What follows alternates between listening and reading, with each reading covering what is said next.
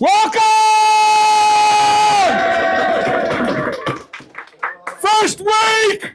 Yes! When I was your age, around, I was sitting in a shul in Yerushalayim, and I had the first conversation, I think, of my life that made me think deeply about religion. I was sitting there, and this big guy with a long white beard, like kind of Santa Clausy, big smile, comes over to me and starts a conversation. I didn't realize my brother had sicked him on me. It was Rav Noach Weinberg, the man who started the Baal Tshuva movement in America, Isha Torah, he started. And the whole discovery, these Tshuva movements that exist, many of them started with him.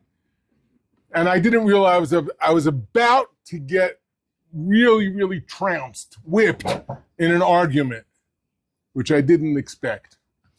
And he says to me, "Hey, how you doing? What are you doing here in Israel?" Deep New York accent. I said, "Well, I'm here. I'm looking for a yeshiva." "What do you want to go to yeshiva for?" I said, "Because I want to learn Torah." So he said, "Yeah, before you learn Torah, you got to know what Torah is." So I'm like, what is with this guy? So I pointed to the Aron HaKodesh. I said, you don't know what Torah is? You see that box over there with the velvet? Okay, if you open it up and you reach in, you'll see these two wood posts with parchment written with ink wrapped around them. Take it out. That's the Torah. Okay, can I go to yeshiva now? He says, "Oh, yeah." So the Medrash says the Torah was created 2,000 years before the world. So you telling me they had parchment and ink 2,000 years before? And I was like, it's just a Medrash. Yeah, okay, I lost. So I said, "So what do you have to say about it?" He said, "You buy a car, you need an instruction manual to understand how the car works. You want to build a building, you need an architectural blueprint to know how to build that building. The Torah means instructions, teachings. It's the user manual and the design manual for the world. You want to know how to have a good relationship? It's in the Torah. You want to know how to build a good marriage, raise good kids? It's in the Torah. You want to know what foods to eat? It's in the Torah. You want to know how to use every single thing in the world? It's in the Torah." And that existed, and Hashem created the world according to that plan. It's like, wow, this guy's pretty smart. I ended up teaching in Torah, studying there and teaching there, and that probably is how I ended up in a career in chinuch. That was one of the big pieces that pushed me in that direction. Why am I talking about this? The Parshas starts off, when you come to Eretz Yisrael, we spoke about this the other night at the barbecue, you will take from the first of your fruit, mereishis, from the first of your fruit. What's the significance of the first of your fruit? The Medrash has all these connections. The Torah is called the first. The Jewish people are called the first. Bikurim, the first fruits, are called first. Meiser is called first. All these things are called the first. And the end of last week's Parsha, which talks about Amalek is called first. Amalek is called the first of the nations. Rashis, just to explain, the Jews come out of Mitzrayim, Moshe Rabbeinu takes them out, they're going to get Torah, Amalek comes and attacks them. They know they're going to lose. The most powerful nation in the world has just been devastated by the God of the Jews.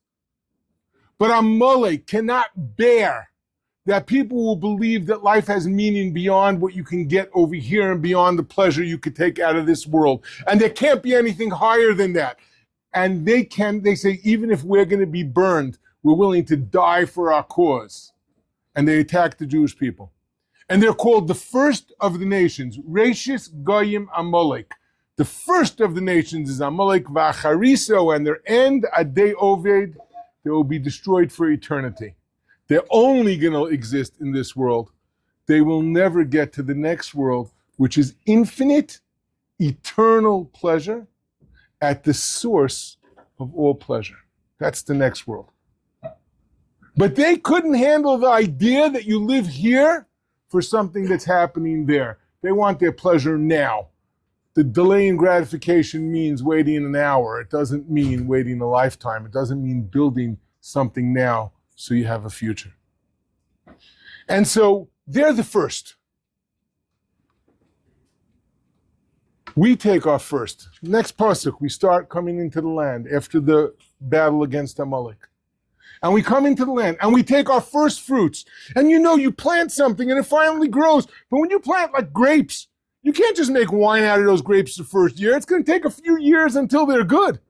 And then even after that, when you finally have the good ones, you got to take the first of them and bring them to Yerushalayim, to the Kohen.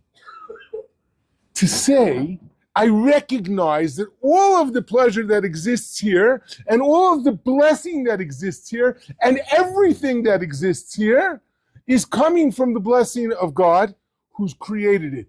He's the first cause. He's the first of everything. He gave us a Torah. That's the first description of how to use the world.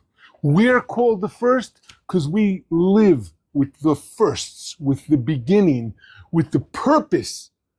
When I start to build a building, my intent is not the start of the building. My intent is the finished product. We say it every day. We say it every Shabbos. Sof ma'aseh b'machshava techila. The end of the goal is what you had in mind at the beginning. So the first thing is, how do I get to this goal? How do I get to this place? If I decide right now, I want to go to Beersheba, I can't just start walking randomly.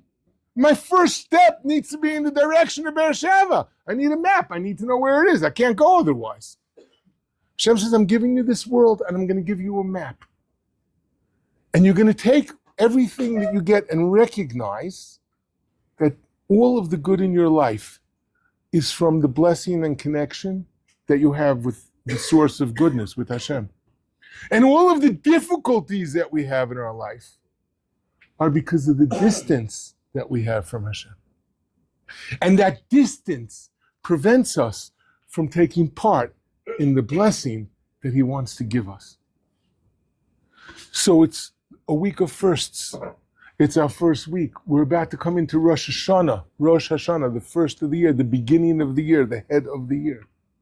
Some people who aren't very clever believe that, they come to Eretz Yisrael, let me get it out of my system, let me just have a good time. Eventually I'm going to start to learn. I got news for you. When a person says he's getting things out of his system, he's usually just putting things into his system. He's just making the job harder. If you have a good start, your steps, you're miles ahead of a person who's waiting before he takes responsibility. Gentlemen, this is the beginning over here. Let's make it a great start. Have a beautiful Shabbos.